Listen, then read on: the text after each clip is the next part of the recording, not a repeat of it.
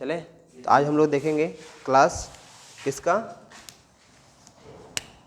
Class 10 है ना,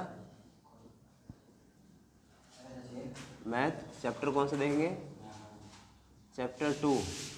इसका एक्सरसाइज है, दिख रहा है ना, एक्सरसाइज है 2.2। 2.1 हमने क्या कर लिया था, जिक्र कर लिया था। आज का हम लोग 2.2 देंगे। 2.2 में दिखाओ, मुझे क्वेश्चन दिखाओ। एक क्वेश्चन क्या है 2.2 में कि निम्न द्विघात बहुपद शून्यांक ज्ञात कीजिए। पहले तो क्या करना है, शून्यांक ज्ञात करना है। इसके बाद से शून्याङ्कों और गुणांकों के बीच संबंध की तथा की जांच करनी है।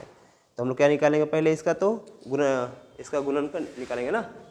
हाँ ठीक है, एक्स स्क्वायर माइनस 2x कितना क्वेश्चन है, एक्स स्क्वायर माइनस 2x,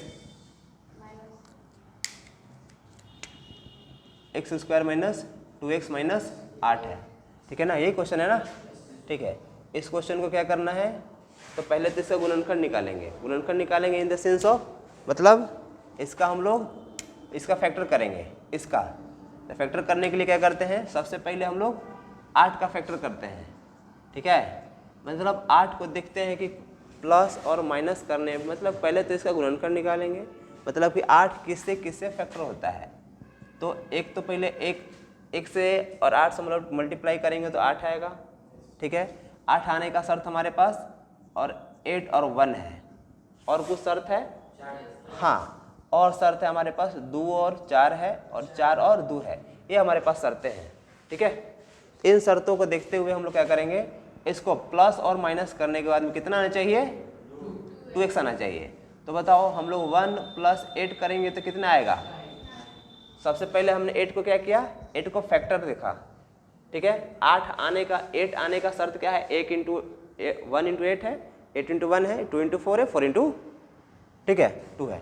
तो अब देखेंगे इसके बाद, इसको देखेंगे, इसको ब्रेक कर, इसको फैक्टर निकालने के बाद में इसको देखेंगे कि प्लस और माइनस करने के बाद में मिडिल टर्म, चूँकि ये मिडिल टर्म है और ये लास्ट टर्म है, 3 टर्म में बटा हुआ है ना द्विघात बहुपद। ठीक है, 3 पद में, यहाँ से यहाँ तक एक पद है, यहाँ से यहाँ तक एक पद है, और यहाँ से यहाँ तक एक पद है, 3 पद में बटा हुआ है। और तीनों पद में से देखेंगे कि लास्ट वाला हमारा फैक्टराइज करने के बाद में इसका मिडिल टर्म कैसे ब्रेक होता है। तो 1 + 8 करेंगे तो कितना 9 आएगा। 8 तो नहीं ना आ रहा है, और मिलाना कितना है, जोड़ने के बाद या घटाने के बाद कितना आना चाहिए, 2 आना चाहिए। तो 2 आ रहा है क्या, नहीं। यहाँ पे घटाएंगे तो क्या आएगा, 7 आ जाएगा। यहाँ पे जोड़ेंगे तो 6 आएगा, यहाँ पे घटाएंगे तो 2 आएगा। देखो अब यहाँ से हमें साफ साफ दिख रहा है कि इसको गुना करने के बाद 9, घटाने का जोड़ने के बाद में 9, घटाने के बाद में 7, जोड़ने के बाद में 6 और घटाने के बाद में 2। तो देखो हमें लाना मिडिल टर्म कितना लाना था, 2। तो मिडिल टर्म कौन सा तरीका से आएगा, लास्ट जो हमारा है 4 × 2 फैक्टर करने के बाद जो आया था 8 का, उसको हम लोग देखेंगे। तो कितना आ जाएगा, एक्स स्क्वायर माइनस, अब इसको यहाँ रख दें और इसको ऐसे रख दें, क्योंकि 4 में से 2 घटेगा 2। चूँकि हमें पता है कि माइनस प्लस क्या होता है, माइनस, मतलब से जो अनलाइक टर्म होंगे, अनलाइक टर्म मतलब माइनस प्लस, ये अनलाइक टर्म है, प्लस माइनस अनलाइक टर्म है, क्या देगा वो, माइनस देगा हमें। तो यहाँ देखो माइनस देगा, माइनस प्लस क्या देगा, माइनस देगा, मतलब घटाएंगे तो फिर 2 आ जाएगा। ठीक है, इसके बाद कितना लिख लेंगे, 8। इतना किसी कोई दिक्कत नहीं ना। अब देखें, अब इसको हम लोग क्या करें, थोड़ा सा यहाँ से हम लोग कॉमन फैक्टर निकालना सीखेंगे। कॉमन फैक्टर कहने का मतलब, अगर इसको हम लोग बाहर निकाल दें, x² माइनस 4x, ठीक है, इसको हमने बाहर निकाला, सिर्फ इतना टर्म को बाहर निकाला, क्योंकि कॉमन थोड़ा बता रहे हैं कॉमन कैसे निकलेगा। तो इसको हम लोग किस तरीके से लिख सकते हैं, x × x लिख सकते हैं, x का पावर 2 है तो, माइनस 4 कैसे लिख सकते हैं, 4 × x लिख सकते हैं। ठीक है, अब बताओ दोनों में क्या चीज़ एक जैसा है, तो जो दोनों में एक जैसा है उसको हम लोग बाहर निकाल देंगे, यहाँ बच जाएगा x - 4। अब इसको हम लोग उठाएंगे और यहाँ पे क्या करेंगे, रख देंगे, कोई दिक्कत, ठीक है, वहाँ हम लोग रखते हैं। तो कितना हो जाएगा, x को, इसको हमने उठाया और यहाँ पे हमने रख दिया। बताओ इसका काम हो गया कि नहीं हो गया, इसका काम हो गया ना, इतना का बचा कितना, 2x - 8। तो 2x - 8 को थोड़ा सा यहीं पे हम लोग कर दें, 2x - 8। इसको हम लोग कैसे कर सकते हैं, तो देखो एक कांस्टेंट मान है और एक क्या है, वेरिएबल है, ठीक है। तो कांस्टेंट मान वेरिएबल को हम लोग क्या करेंगे, ऐसे कर सकते हैं, दोनों के बीच मल्टीप्लाई होता है, कांस्टेंट वेरिएबल के बीच हमने मल्टीप्लाई कर दिया। 8 को कैसे लिख सकते हैं, 2 × 4 या 4 × 2 लिख सकते हैं कि नहीं लिख सकते हैं। और 8 को हम लोग 2 × 4 लिख सकते हैं ना। अब देखो, अब बताओ इसमें और इसमें दोनों में कॉमन क्या चीज़ है, 2। तो यहाँ से 2 निकाल दिया तो बचा क्या, यहाँ पे हाई बच गया, और यहाँ से 2 निकाल दिया तो क्या बच गया। अब इसको उठाएंगे और क्या करेंगे, यहाँ पे रख देंगे। किसी कोई दिक्कत, समझ में आ गया, ठीक है। यही चीज़ मुझे चाहिए। तो प्लस का हमने 2 निकाल दिया और क्या बच गया, x - 4। दूसरी चीज़, इतना समझ में आया होगा कि पहले ही देखो, इसमें हमने x - 4 देखा, पहला टर्म जो इससे पहले है, पहला टर्म। तो ये जितना आया है ना, यहाँ भी एज इट इज आना चाहिए। अगर यहाँ जितना है इतना, अगर यहाँ नहीं आता है तो क्या होगा, वैल्यू फिर गलत आएगा, ठीक है ना। तो ये और ये दोनों क्या आना चाहिए, सेम आना चाहिए। बात समझ में आया कि नहीं आया, ठीक है। अब आगे बढ़ते हैं, ये समझ में आया, ठीक।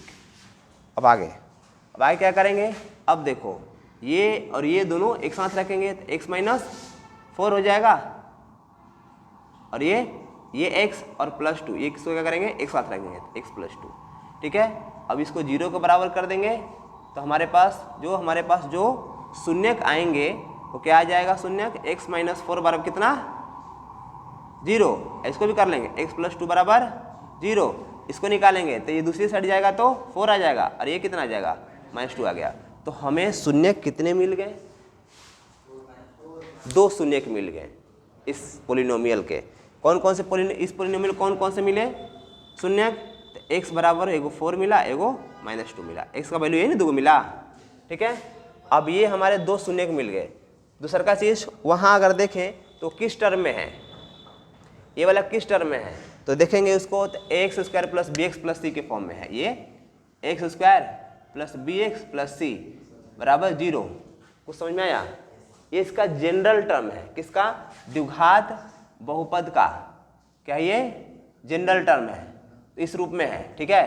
तो यहाँ पे देखो 1 का वैल्यू क्या है, सॉरी a का वैल्यू क्या है, b का वैल्यू क्या है, a 1 है, यहाँ पे x² नहीं, x² तो है, a की जगह पे वैल्यू क्या है, 1 है, ठीक है। जनरल टर्म इस रूप में होता है हमारा, किसका, द्विघात बहुपद का। द्विघात बहुपद का जनरल टर्म ये है, ठीक है, सामान्य रूप जिसको बोलते हैं हम लोग। और इसमें एक शर्त और होता है, a इज नॉट इक्वल क्या होना चाहिए, 0, ठीक है। किसी भी हल में a बराबर 0 नहीं होना चाहिए, तब तुम्हारा होगा। तो देखो a बराबर यहाँ पे क्या है, 1 है, a की जगह क्या है, 1 है, b की जगह क्या है, 2 है, c की जगह क्या है, 8 है। तो यहाँ से हम लोग a b c का वैल्यू निकाल सकते हैं ना। तो यहाँ से लिख लें, a का वैल्यू कितना, 1, b का वैल्यू कितना, -2, c का वैल्यू कितना, -8। किसी को कोई दिक्कत। अब हमें क्वेश्चन में एक चीज़ और बता रहा था कि शून्यकों का योग और शून्यकों का गुणनफल भी निकालना है, ठीक है, जांच करना है, सत्यता की जांच करना है। तो हम लोग क्या लिखेंगे, शून्यकों का योग, थोड़ा सा यहाँ समझ लेंगे हम लोग। शून्यकों का योग क्या होता है, शून्यकों का योग होता है जिसको हम लोग अल्फा प्लस बीटा कहते हैं। क्या कहते हैं, अल्फा प्लस बीटा बराबर क्या होता है, -b/a। इसको हम लोग लिखते चलेंगे, क्या होता है, शून्यकों का योग -b/a। और दूसरा होता है शून्यकों का गुणनफल, क्या होता है, हाँ, शून्यकों का गुणनफल कितना होता है, c/a होता है। किसी कोई दिक्कत। अब देखो a और b का वैल्यू और c और a का वैल्यू हम लोग क्या करेंगे, यहाँ से ले लेंगे। a का वैल्यू कितना है, a का वैल्यू कितना है, 1, b का वैल्यू कितना है, -2। इसको हम लोग यहाँ रखें, कितना हो जाएगा, -2 कितना, 1, ठीक है। अल्फा प्लस बीटा का वैल्यू, अल्फा का वैल्यू कितना है, अल्फा का वैल्यू कितना है, अल्फा का वैल्यू अब तुम्हारा ये हो जाएगा अल्फा, और ये क्या हो जाएगा, बीटा, ठीक है। तो इसका वैल्यू है 4, लिखेंगे ना, अल्फा प्लस बीटा। अल्फा का जगह कितना, 4, बीटा के जगह पे -2 है, ठीक है। तो 4 - 2 क्या हो जाएगा, ये प्लस माइनस होता है ना, 4 - 2 2 बराबर, ये माइनस पहले से दिया हुआ है, ये माइनस फार्मूला में है और माइनस यहाँ पे दिया इस तरह से हो जाएगा, तो माइनस माइनस कितना हो जाएगा प्लस। तो देखो शून्यांकों का योग 2 बराबर 2 आ गया, कोई दिक्कत, समझ में आ गया, ठीक है। हाँ इसको मैं छोड़ूंगा थोड़ा देर के लिए। अब क्या करेंगे, अब इस शून्यांकों का गुणनफल निकालना है, ठीक है। शून्यांकों का गुणनफल का फॉर्मूला क्या होता है, जिसको हम लोग अल्फा इंटू बीटा से, थोड़ा सा मैं इसको भी लिख दूं, अल्फा इंटू बीटा से रिप्रेजेंट करते हैं, जिसका होता है C/A। अल्फा का वैल्यू कितना है 4 है, हमने यहाँ से निकाला है ना, हमने 2 गुणन इसके 2 शून्यक निकाले हैं, किसके, द्विघात बहुपद के। इसका द्विघात बहुपद का कितना शून्यक, एगो 4 एगो -2। अल्फा का वैल्यू हो गया 4, बीटा का वैल्यू हो गया -2। तो यहाँ पर रखें अल्फा का वैल्यू कितना है 4 गुना बीटा का वैल्यू कितना है -2, सी का वैल्यू कितना है -8 बटा ए का वैल्यू कितना है 1, तो कितना हो गया 4 दूना 8, -8 बराबर -8। ये क्या हो गया, इसकी सत्यता की जांच हो गई, ठीक है। कुछ समझ में आ गया, चलो जिसको उतारना उतार लो, चलो स्टॉप कर दो।